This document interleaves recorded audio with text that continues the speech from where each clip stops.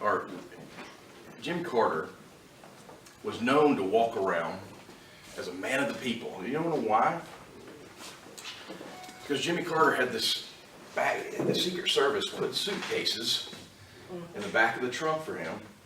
And as he got out as a candidate, he would grab one of those suitcases and he'd walk, and there'd be a wave to the press, right? And it was, wow, just what a man of the people. It was later figured out that those suitcases were empty. They were empty. Empty promises. A no good, empty foreign policy. Now I want to give you, and you think about that. I want to give you a perspective. Those of you who were voting age during that time knew what was going on, right? Well, let me talk to you about this. I'm going to give you another date. January 11th, this past year. I stood at this podium as a voting age male, and I advocated for my candidate. But I also said during that time that I'm going to get behind whoever the party's nominee is. And so I stand here on this date with a bumper sticker on my truck, just as I said. I kept my word for you. With a sign in my yard. And I want to tell you this. Though there was no laundry in Jimmy Carter's suitcases, there's an opportunity in this country if we don't get out and do what we need to do as a party, as individuals going to cast our vote. Our country's going to see a lot of dirty laundry. Because in the suitcase and the baggage that comes along with Hillary Clinton is nothing but filled with corruption, scandal, lies. And that we're at a point in our country where that could lead our nation, that individual. Now friends, we have a process, and it's a wonderful process. And we lock arms and sometimes we butt heads. But at the end of the day, and David Goldenshoe can attest to this, in 1998 is when I came out of college and got into this wonderful opportunity to engage politically, to support at that time my congressman, United States Congressman Bob Barr. And I remember when I first met Dave Goldenshoe, it was in Rome, and I was hauling these big signs, and he said, "The sign guy." And it started a friendship, and I've learned through that. I've never veered off. Yes, I've been unhappy with candidates. Yes, my guy hasn't won sometimes. I remember I was with Mike Huckabee in 2008. Then I was with Mitt Romney in 2012. And during those primary processes after the 2008 campaign with Huckabee, I got a call, "Can you get on board with Palin and McCain?" Matter of fact, it's when Jim Orman and I, Jim Orp's in Rome, he's the old friend of ours. Jim Orman and I got to meet each other. And then in my own campaign, Brad Hughes was a dear friend, came on board and was a godsend for me. But I can tell you this, I've never left the Republican Party. I'm not a libertarian, I'm not a Democrat, I'm a Republican. And I love this party. This party's done a lot of great things. And so I'm proud to support our nominee.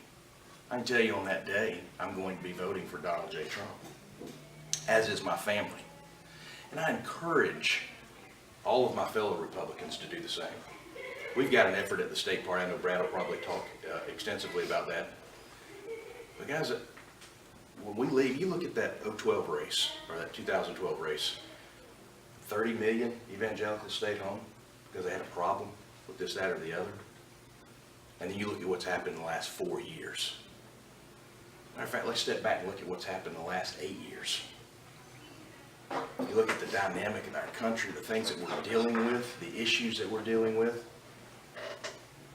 unseen before in our country. And so today I just wanted to give a little bit of a, from me, this is what I feel. I'm very passionate about it. Some people, I've brought signs, and we're doing a barbecue on October 20th. I've invited Ryan Caldell to have a booth for the Trump campaign, the state, one of the coordinators, because I think, even though I'm unopposed, as your state representative, Do y'all want me to sit this one out? I'm in for the next 2 years. I can go do whatever. And I don't believe that. That's never been a part of the fabric that is who I am. I believe I need to get out and work for it every time. Attending these meetings. Because when I'm knocking on doors and I'm putting signs out, I'm able to talk about every other candidate on the ticket so that our party as a whole can move forward. And I'll tell you, I've been able to have those conversations. And I'll be asked, who's running against you? Nobody. But I'm working for it because I got to earn your vote each time. And by the way, we've got a whole ticket full of candidates that need your support. It's important, guys. Please get out and vote. From Donald Trump all the way down. We got a sheriff's race in Douglas County. Highly contentious sheriff's race. And if some of you don't think that's important, you look at Douglas County and how it affects South Paulding County. I know our DA knows that. I know Jim Orman knows that. I was at a barbecue last night for Mikey Barnhill, the Republican nominee over there. That's a crucial race for us. We got a chairman's race over there as well with Tom Worthen. That's a crucial race.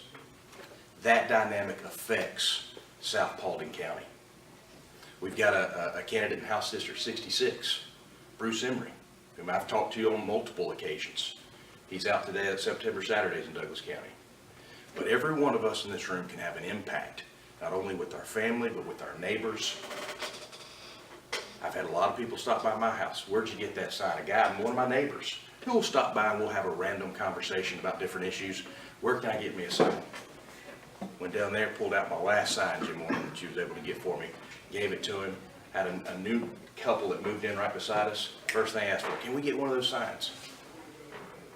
And I believe if you are privileged enough to hold the honor of elected office, I don't care if it's a city council, DA, a county commissioner, a state rep, or a state senator, we have a duty and a responsibility to work with our state party, to work with our Senate race. I want to talk to you 1 second before Brad comes up here. How many of you remember in 08, Saxby Chambliss's race against Jim Martin?